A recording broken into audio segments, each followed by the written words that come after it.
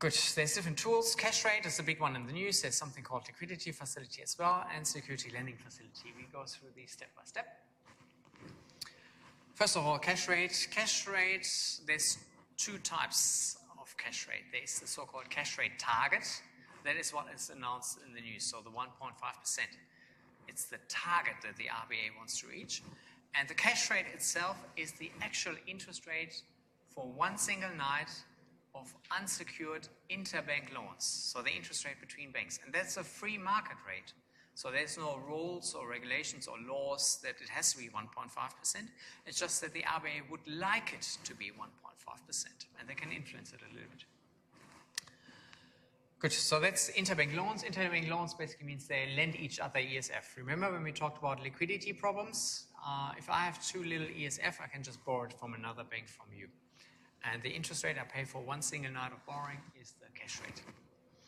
The RBA can use open market operations. Open market operations basically buying and selling of government bonds. And here the thing gets already a little bit interesting.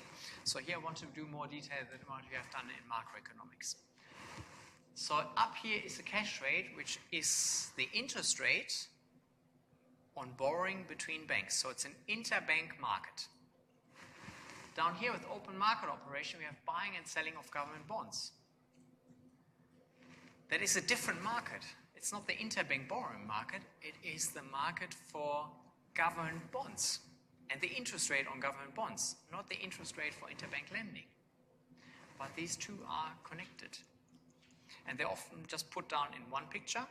And I decided this time to try to explain it with two markets, two pictures with you. Might make things a little bit more clear. So then we've got something called repos. I'll put the explanation to it once I explain the repos clearly. That's a typical graph we see for this one. So we have an overnight interest rate here, and we've got total ESF here, or they often write money supply here, and that is the so-called stock variable. So that's the total amount of money that is right now available in the economy. It's not the flow of money. It's not how much banks lend to each other overnight. It has how much ESF is totally available in the economy. Then we've got a demand curve here and a supply curve. So behind the demand curve, you should imagine it's all the banks are behind the demand curve. So banks want to have a certain amount of ESF. And if you add up all the ESF that the banks want, not want to borrow, but the banks want to hold on their accounts, that's the demand curve here. And this is here the RBA supply. And that's simply the equilibrium here. We can see here, if you increase supply, of course the price comes down, lower interest rates. But how are these two connected? So this is where you should pay attention if you're just relying on macroeconomics or some third-year classes, because I'm making it slightly different. So there's two different markets. We've got the interbank market, and we've got this one here, which is actually not a real market, for the following reason. If we have a market, we want to have the quantity of stuff that is traded on the x-axis, and we want to have the price on the y-axis, right? So if you talk, for example, about the market for apples, you would think that we have here apples and price of apples, which we do have here, right? So here I have the ESF that is either borrowed or lent. It's a flow variable, how much I'm lending you, not how much I'm owing. This is not how much ESF are totally available in the economy, but this is how much ESF banks want to lend to each other. And this is the price for lending. If I borrow, I have to pay that price. If I lend to another bank, I'm earning that price. So it's like apple quantity, apple price, normal market picture with demand and supply, right? If something is expensive, there's less demand. If something is cheap, more demand. If it's cheap, banks want to borrow lots of ESF. If it's expensive, banks want to borrow little ESF. Similar the other side, if interest rates are very high, there will be more banks wanting to lend to another bank over the night. If interest rates are very low, few banks want to lend to another bank. Now we take that information from here over into this graph. So here we've got kind of the price of apples, but down here we don't have apples, we have bananas. So that's the reason why I say this is not really a nice market diagram. Because in the market diagram we want to have apples with apple price or bananas with banana price, but we don't make market diagrams with bananas on the one axis and apple price on the other one. But that's exactly what happened here. And the reason why that happened here is because these two markets are linked and we want to mix in the RBA somehow. So, but there's a certain link between these two. If this market here is in disequilibrium, if there is less demand for borrowing than the supply of borrowing, this market is not in equilibrium, and we can see that here too, right? So here's the total amount of supply of ESF, but the banks in total don't actually want to have that much ESF if the interest rate is that high. That's the message out of that picture. So the gaps between these two diagrams, these gaps here, are identical. Now I call this one borrowing, lending, buying and selling for the following reason. I sent you on a wild trip first, and then I catch you back in. And that explains too why I made that graph too. Because if you think in detail, things can get a little bit harder. Remember, what is the main reason that banks want to have ESF? Why do banks use ESF at all?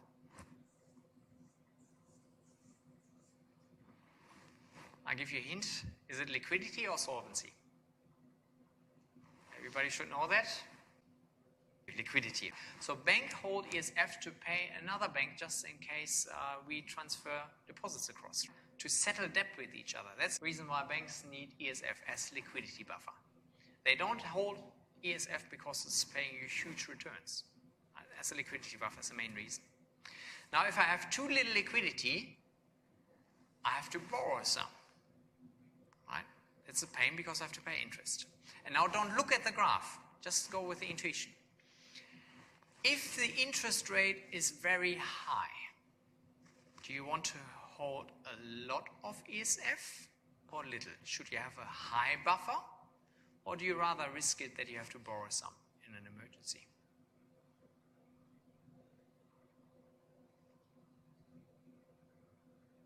If the interest rate is very high, if borrowed liquidity is very expensive, you might rather decide to have a bigger buffer. Makes perfect sense. But unfortunately, we don't see that in this picture. That's the reason why I do more detail here. So in this one here, if the interest rate is high, it's showing us the bank wants to have less ESF as a stock. And the reason for that one is the saying is, well, if interest rate is very high, banks want to lend to another bank. They want to earn this high cash rate. They don't want to have the ESF on their own account. They want to give it to another bank and earn interest rate, high interest rate. So both of these things make sense. So it seems like a conundrum. And here's the solution for the conundrum. Borrowing and lending versus buying and selling. Take a step back away from this one. Think of a car market. If renting a car is super expensive, do you want to own a car or not? Yes, because if you don't own a car, you have to rent it all the time. If renting is very expensive, that's not a good decision. So you want to own a car, you're going to buy a car. So if it's super expensive, you want to own a car. But next step, once you own a car and renting, or also renting out to someone else is super expensive, do you keep that car in the garage, or do you rather have it on the road with an Uber driver? On the road, right? So these two things that seemed like a conundrum then beforehand, that on the one hand, banks want to own a lot of ESF if interest rate is high, but on the other hand, bank doesn't want to hold a lot of ESF if interest rate is high. They give it to other banks. It's actually not a conundrum. It's just that you have to make the distinction between owning something and keeping something in your garage or keeping something on your account. So you can own ESF, but you can lend it to another bank. And then if you have an emergency, if you need liquidity quick, you could just borrow it, either from the same bank or another bank, but then you earn 10% for lending it. At the same time, you pay 10% for borrowing it, so that cancels out at 0%. You don't care how high the interest rate is in that moment, if you own the ESF already. So that's hopefully that helps you to understand these things properly, because you have to watch a little bit out what's happening in the interbank market here and what happens here. So these two are intermixed, and let's play around with this one a little bit. Let's do this graph here. So the RBA now says, well, we want to have the interest rate here in the market lower, and we can't intervene in the market. We can't make a law that says you're not allowed to charge each other 2%. They're not active in that market. But they can do so-called open market operations. they can buy and sell bonds. Now, to make it nice and easy, if I want interest rates to be lower, do I want to have more money in the market or less? If I want the price of ESF to go down, should there be more ESF in the market or less? Just think of apples. Price of apples comes down if there is more apples, right? So the central bank wants to put more cash into the economy, and how can they do that?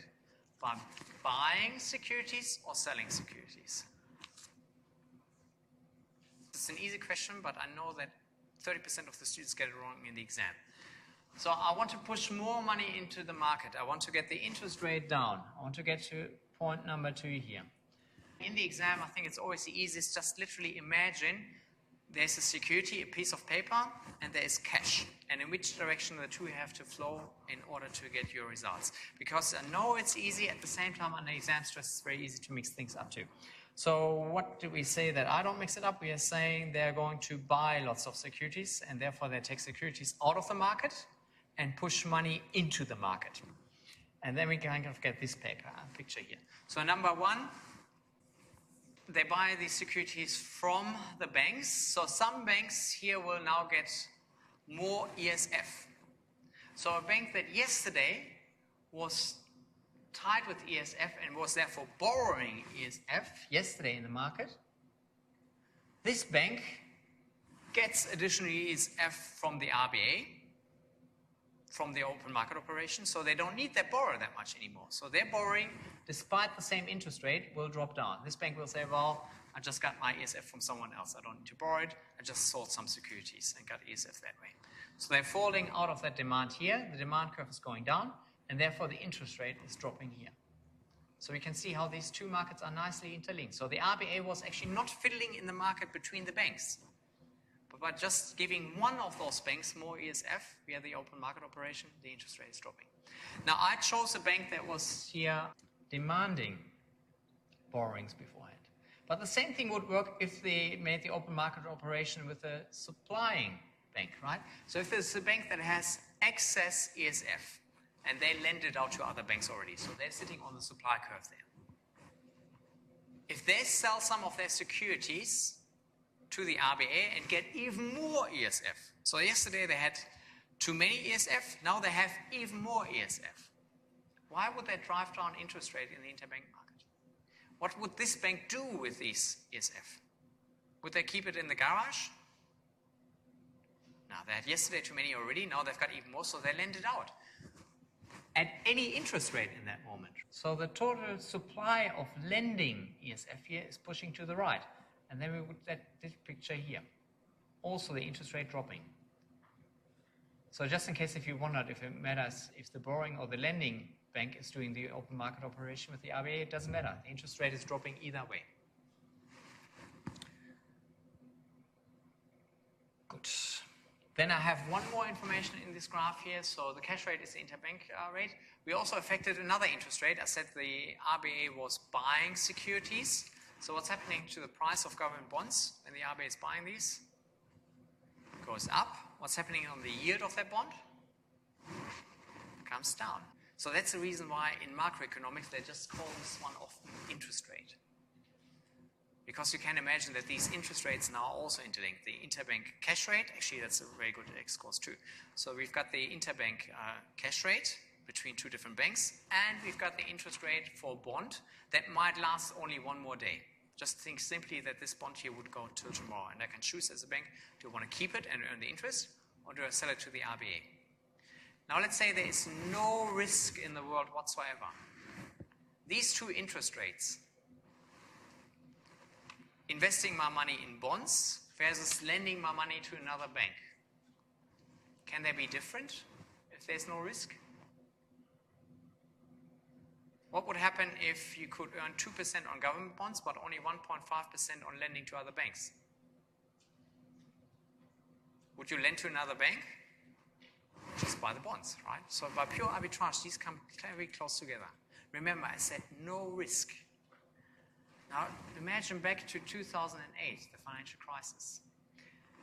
The interbank interest rate is for one single night, unsecured, There's no collateral behind it. There's not a repo or a security there. Now, if the government bond is 2%, and Citibank, who just lost 90% of their capital, of their value, comes and says, can you borrow me money till tomorrow for 1.5%? Do you say yes? 2% safe for the government, 1.5% from Citibank. Who knows if they're wrong tomorrow? Or even better, Lehman Brothers comes to you, right? Beginning of September. They're not around anymore a few days later. Right?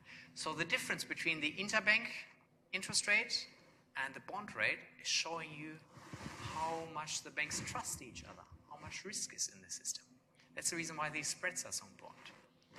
And we can see that only if you realize that these two markets are slightly separate.